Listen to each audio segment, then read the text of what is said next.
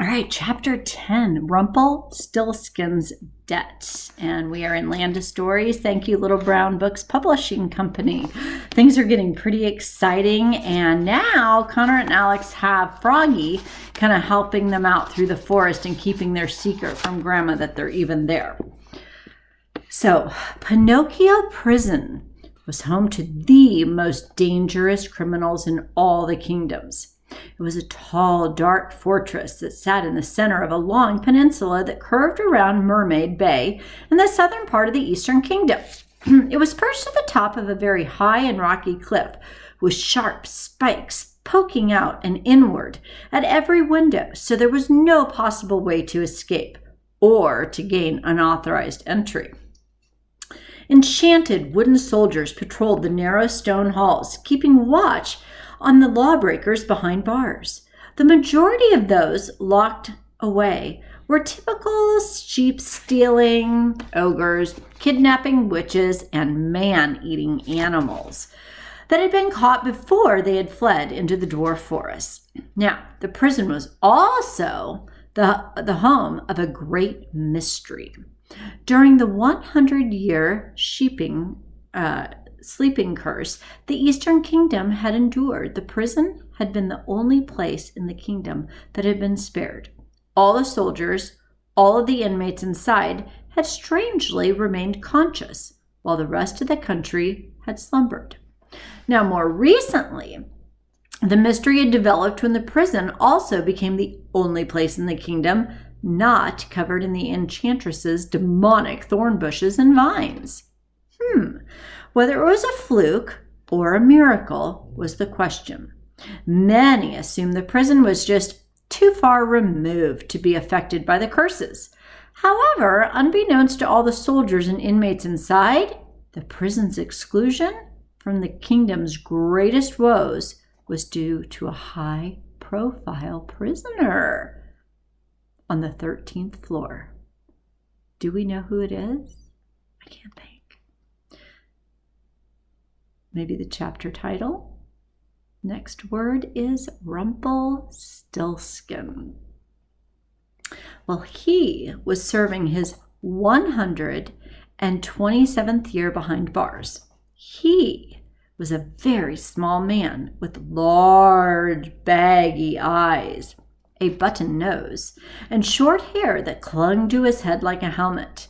He wore a very large collared shirt, tight pants on his tiny legs, and pointed red shoes that jingled when he walked. After his infamous failed attempt to take the firstborn child of the Eastern Kingdom's former queen, Rumpelstiltskin went into hiding. But after just a few years of being at large, the small man couldn't live with the guilt of what he had almost done. So, 127 years ago, he decided to turn himself in and was living at the Pinocchio prison ever since. Rumpelstiltskin had a very tiny chamber all to himself. He had two barred windows, one on the heavy door of his cell and another on the wall facing Mermaid Bay. Both were much too high for him to see out of unless he jumped. So the dark stones of his chamber floor and walls were all he had ever to look at. His life had simplified greatly while in prison. He slept on a large stack of hay in the corner and ate on a tiny table pushed to the side with only one spoon and bowl in his possession. Although Rumpelstiltskin had many magical capabilities, he decided to give them up when he went to prison, fearing magic would only lead him to more trouble. So he kept his quarters and stayed as simple as possible. The first decade or so of imprisonment was incredibly lonely for the little man. A decade is at 10 years. But luckily for him, an unexpected roommate eventually moved in. One day, who could it be? A strong ocean breeze blew a seed into his chamber. And a week later, a small daisy began to grow in between two rocks on the stone floor. Rumpelstiltskin was amazed such a thing could happen. How could something so pleasant grow in such a miserable place? And of all the locations in the world, why did it decide to land here, in his cell? He pondered the question for a great while, glad of something to distract him from his solitude and shame. He ultimately decided that the flower must have needed a friend as much as he did, and that its presence in his cell had been purposeful. He took great care of that flower, impressively keeping it alive the entire time he had been in the prison. He shared his water with the daisy. He told the daisy stories, and when it fell ill, he would stand on his tiptoes by the window with his spoon and reflect sunlight toward it until it regained its strength. To the average person, having a flower as a companion may have seemed a bit odd, but for Rumpelstiltskin, it was the best friend he had ever had. The flower never mocked him. The flower never judged him for what most people would have. The flower never used him for political gain. And the flower absolutely never condemned him for the mistakes he had made years before. The flower was only capable of doing one thing: sharing its beauty. In a way, life in prison had been the best thing that had ever happened to Rumpelstiltskin, giving him the most meaningful relationship he'd ever had. However, his self-surrender hadn't only been a way for him to clear his conscience, it was also a way for him to protect himself from alliances he had made in the past. And unfortunately, after he had spent so long hiding from his past eventually found him. It was just before sunset when a thunderous noise was heard outside the prison. It was an intense combination of snapping and crunching and popping that became louder and louder by the second. The prison began to shake. The bowl and spoon rattled on his table. Whatever it was definitely getting closer. Rumpelstiltskin jumped up and down at his window, trying to see what was causing the commotion. What he did see was the most terrifying sight he had seen in years. Like an enormous earthy stampede, a tsunami of angry thorn bushes and vines traveled across the land, growing into the prison's direction. "Oh no!" Rumpelstiltskin gasped. He clasped his hands around his mouth and looked around his cell. There was only one person capable of this kind of magic, and after 127 years, he knew she had finally come for him. The wooden soldiers rushed through the halls in a panic. "Thorn bushes and vines are headed for the prison," one person shouted. "Prepare for an attack," another yelled. Rumpelstiltskin looked down at the daisy. It even was quivering. "Oh, there, little flower," he said as he gently stroked one of the leaves. "Everything's going to be fine. I am going to hide you." Well, the prison was hit by the plants, and the impact made the whole fortress sway. The thorn bushes and vines crawled up the sides of the structure, wrapping around it like an army of serpents, until all the windows were covered and the prison went dim inside. After just a few quiet moments, a series of soft rumbles pulsed through the prison like a giant heartbeat. Each rumble was stronger than the next and came from several floors below Rumpelstiltskin's cell. Something was slowly making its way higher and higher through the prison.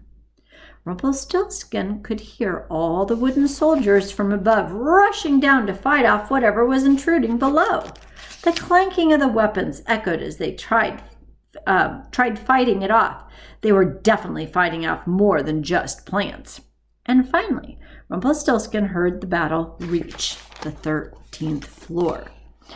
He was too scared to move. He smelled things burning, and smoke started to flow into his cell from under the cell door. Each soldier's scream was followed by a loud thud as the wooden bodies hit the floor, one by one. When all the soldiers were gone, a pair of soft footsteps came down the hall and stopped at Rumpelstiltskin's cell door. He was trembling by now, afraid these were his last moments alive. And then a bright flash of violet light blasted the cell door into smithereens. Rumpelstiltskin braced himself and was pelted by the debris. Once the smoke from the blast cleared, though, he finally saw who had been causing all of this chaos. Who? Standing in the doorway of his cell was a very tall and beautiful woman. She had long magenta hair that floated and rippled above her like slow-moving flames. Her eyes, well, they were violet with long feathered eyelashes like Ma's antennas. And she wore a long purple gown with matching gloves and a very high collar. A ghostly cape flowed around her and through the hall like a thick sheet of smoke. "Esmea?" Rumpelstiltskin said in horror. "Should we be afraid of her?" The enchantress's bright red lips curved into a smirk. "Hello, Rumpy," Esmea said in her very playful and airy voice. "How I have missed you." Esmea stepped into Rumpelstiltskin's cell and examined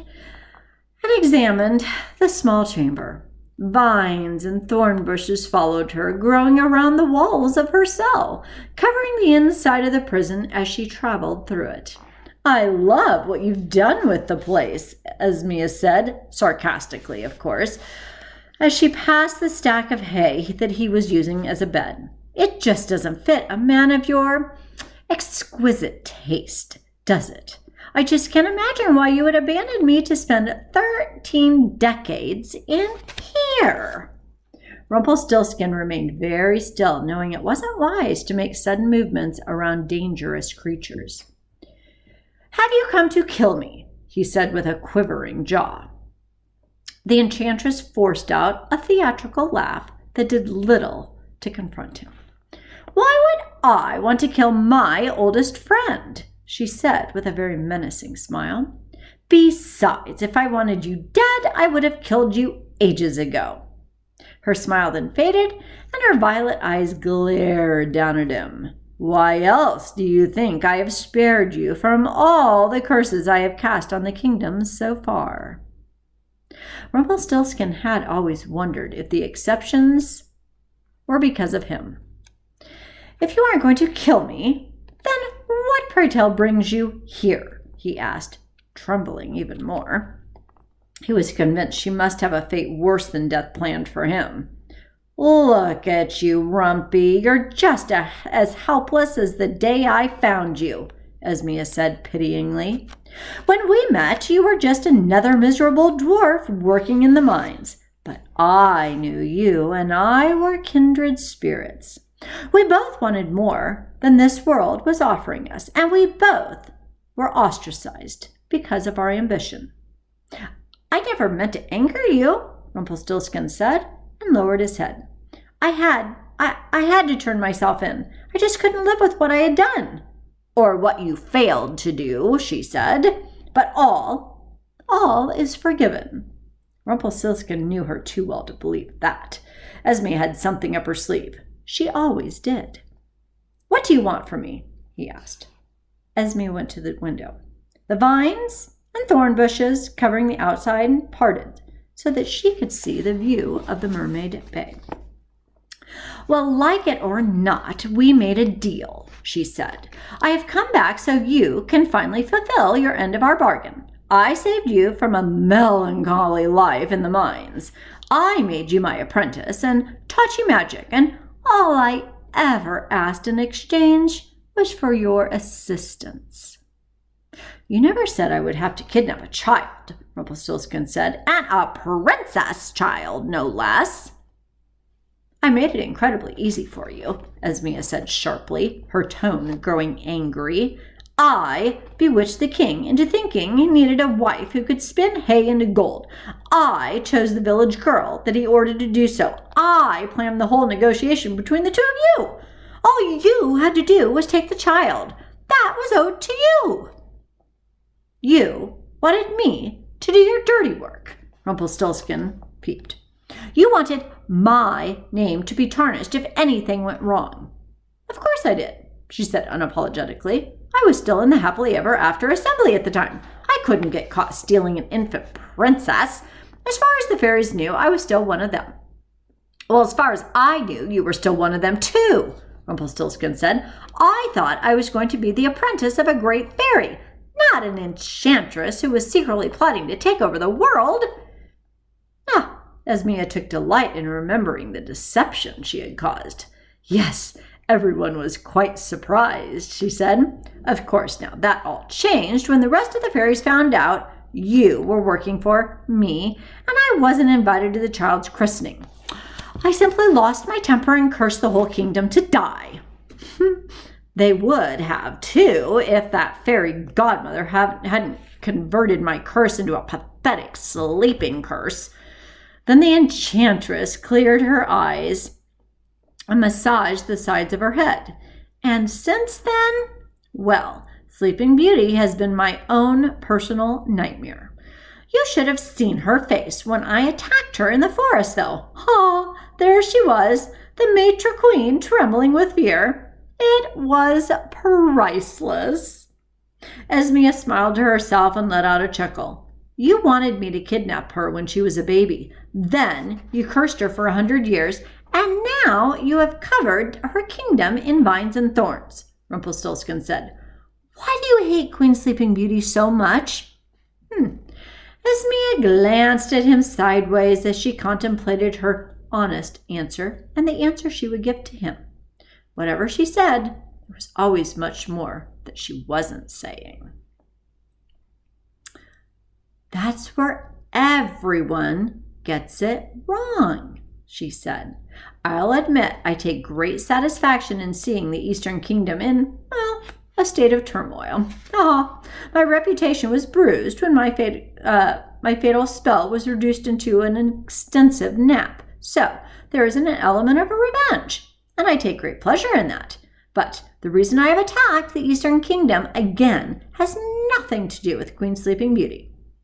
Then why are you causing all the chaos? Rumpelstiltskin asked, nervously, looking at the vines and the thorn bushes outside. Everything has its purpose, Esmea said with a very proud, and sinister gleam in her eyes. It's been so long since my last public appearance. The world thought I was dead. I just needed to show them I was back and more powerful than ever. And what better than a day they were celebrating the end of my last curse? It's deliciously evil, isn't it? Esmea closed her eyes, and a very wide smile grew on her face. What part of our bargain do you want me to fulfill? Rumpelstiltskin asked. Surely you don't want me to kidnap Queen Sleeping Beauty now.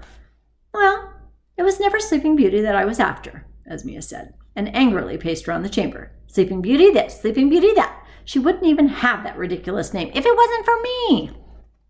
This puzzled Rumpelstiltskin even more. Then what were you after? He asked. I was after the child, Esmea confessed. A child of royal blood, specifically. It's one of the many things I need to complete a special project that I have been working on. A special project? You mean taking over the world? I assume. That is what you've always wanted, isn't it? Esmea looked him straight in the eye. Something like that. And it's a lot harder than it looks. Shortly before I met you, I figured out a way to do it. It's an enchantment of sorts, a very complex formula that requires certain properties to be claimed and special assets to obtain. Once I manage to gather all of these items together, not even that fairy godmother herself can stop me. Well, it's been more than a century since I saw you, Rumpelstiltskin said. Why have you decided to strike now, after all of this time? Esmea waved a hand, and the stones in the floor rose to form a very large chair. You haven't been around, Rumpy, Esmea said, and took a seat. While you've been locked away, I have had quite the century. It's not as if I've been lying around the whole time. I've been betrayed. I have been poisoned.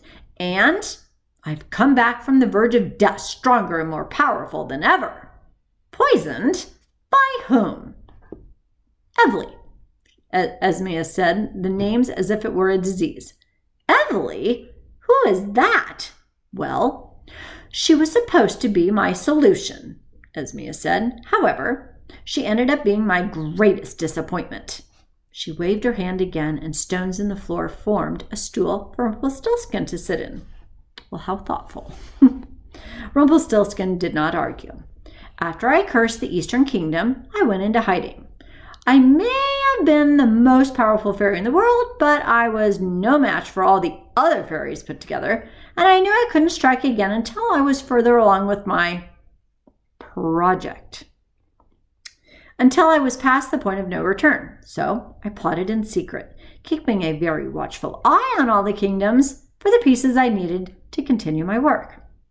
So I assembled a quaint little castle in the northeast where nobody could find me, and plotted out what my next maneuver would be.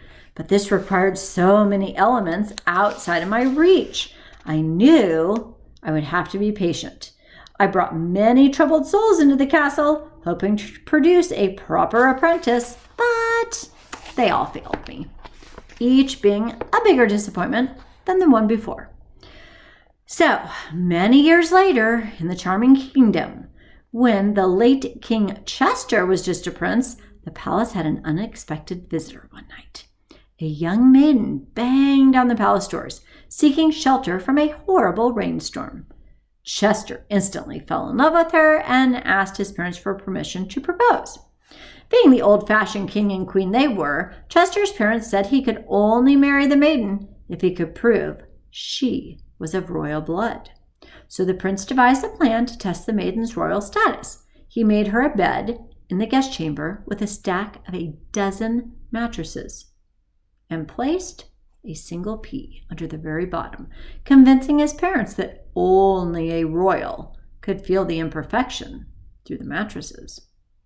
So the next morning, the maiden complained about a very restless night, and Chester was certain he had found his future wife. He asked for the maiden's hand in marriage, but she refused his proposal. The maiden had a secret. She had tossed and turned with discomfort all night because she was pregnant. Not because she was a princess. Well, the maiden had been a simple peasant runaway, embarrassed to be with child out of wedlock. She disappeared from the palace as quickly as she came, and Prince Chester never saw her again. Naturally, when I heard about this so-called pregnant princess on the run, I was intrigued, knowing I needed a royal child. I tracked her down in the forest where she was living on her own in a cave. Well, to my delight, she was very much with child when I discovered her, and I made her an offer she could not refuse. In exchange for her child, I would give her a life of riches and luxury beyond her wildest dreams. You know, the usual.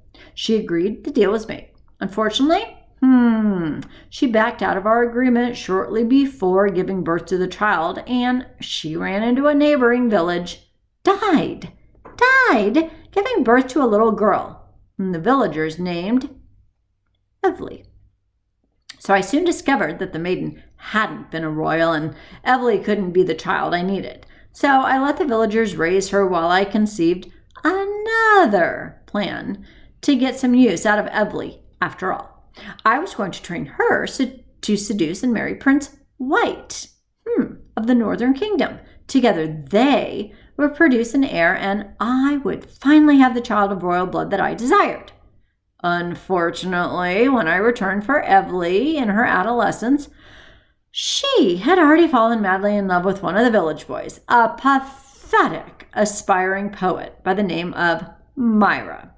So I took Evely to my castle in the northeast to begin training, but all she did was cry and whine every single day and night about how much she missed Myra. So I brought the boy to her, imprisoning him inside a magic mirror. I thought it had been a kind gesture on my part, but this only caused Evely to grow more spiteful.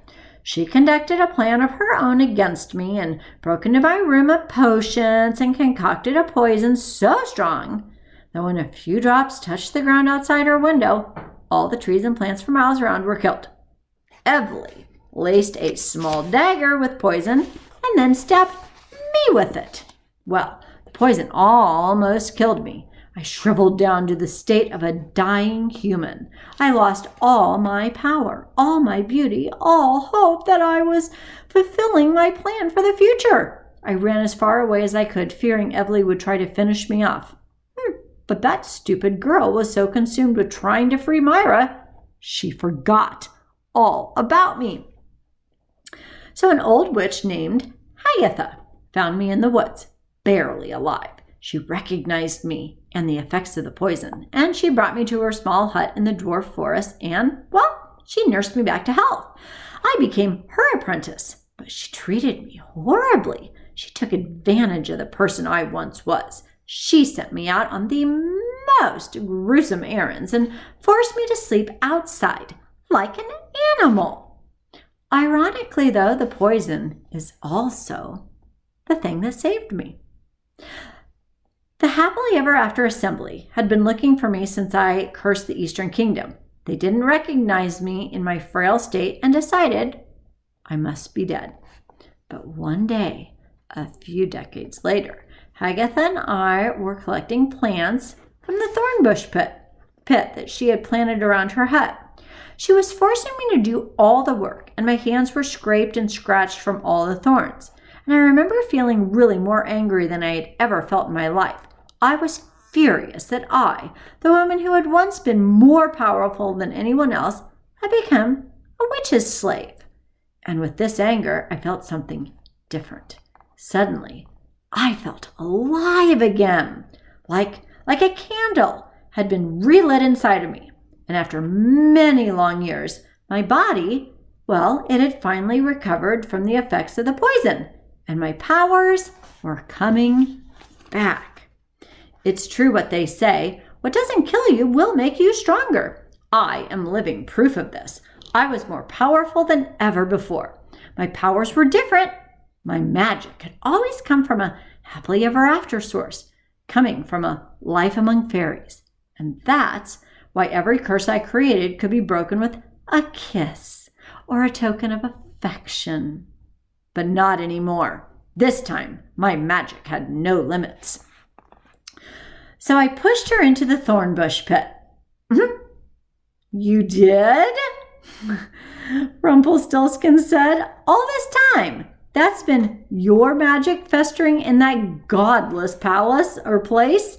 Indeed, the enchantress said with a very boastful shrug. Believe me, I wanted to take the credit for it, but I still had work to do before I went public again. So I returned to the castle and collected all my belongings, ready to complete what I had started so long ago. But again, I knew that I would have to continue being patient. The kingdoms were experiencing a golden age. Cinderella, Prince Charming, they had been married. Sleeping Beauty, just awoken. Snow White, crowned queen. I knew if I waited until the right moment, my return would have a much bigger impact. And now it has. Rumpelstiltskin feared what her newfound strength would mean for the future of the kingdoms. I've never understood you, he said. You used to be so admired and loved by the whole world. Why wasn't that enough? When did it all go wrong? Well, the enchantress looked to the floor with a snide expression. People only love you as long as they're getting something out of you. But the minute you say something they don't want to hear to you or do something that they don't want to see, all the admiration drains from their hearts. But why this obsession with power? Rumpelstiltskin asked as cautiously as possible. Why do you need the world? Esmea let out a very long sigh. I have my reasons, she said very sharply. And quite frankly, I don't give a damn if you or anyone else understands my reasons. A tension grew in the room, but it wasn't between Esmea and Rumpelstiltskin? It was between Esmea and the whole world. But where do I fit into all of this? Rumpelstiltskin asked. If you're so powerful now, why do you need me? Well, that is simple, she said. Out of all my apprentices over the years, you have been the most loyal to me, Rumpy. You actually started what I asked of you, and now I'm going to let you finish it. Besides, it'll be nice to have a friend around once in a while. They exchanged a very weighty glance, both aware that this was nothing close to a friendship. There is another child, isn't there? Rumpelstiltskin asked with a heavy heart, already knowing the answer. You want me to kidnap another child? Precisely, the enchantress said. Rumpelstiltskin lowered his head and closed his eyes. He knew he wouldn't have a choice this time. Refusal would mean death. Well, that's enough catching up for one day, Esmea said, and she glided toward the door with a newfound spring to her step. Come along, Rumpy. There is much work to be done. I have waited almost 2 centuries for this, so as you can imagine, I've grown a little impatient. The stone sunk back into the ground, and Rumpelstiltskin fell on his behind. Where are we going? He asked. Agatha's. Of course. It's where I've been spending most of my time since my castle was destroyed a year ago. You should see what I've done with the place. Little magic goes a long ways in the dwarf forest. Rumpelstiltskin nostalgically looked around at his tiny cell. It had never seemed so much like home until he was being forced to leave it. I just have to say goodbye, Rumpelstiltskin said sadly. Esmea raised an eyebrow, not knowing who on earth he was talking about. Perhaps prison had been harder on her small friend than she had imagined. Rumpelstiltskin got on the floor, took the bowl off the daisy. I have to go now, he said, fighting back his own tears. Please don't look at me like that. You're going to be fine. He lightly stroked one of the white petals. Goodbye, little flower. Please take care of yourself. Rumpelstiltskin stood and walked through the doorway, leaving his cell for the very first time in 127 years, but stepping into a world of even harsher imprisonment. Esmea lingered in the doorway, glaring down at the flower. She couldn't believe something so small and inferior could be so important, so protected, so loved. This ignited fire inside of her. The enchantress waved a hand in the direction of the flower, and the daisy withered away, crumbling into bits of nothing, and a smile appeared on her face, so satisfied to destroy something even so small. What a creepy ending! But now, who is the child Rumpelstiltskin is supposed to go steal? When you're 13, are you still a child? Okay, every time we get answers, we get new questions. We'll have to wait for those new answers in chapter 11.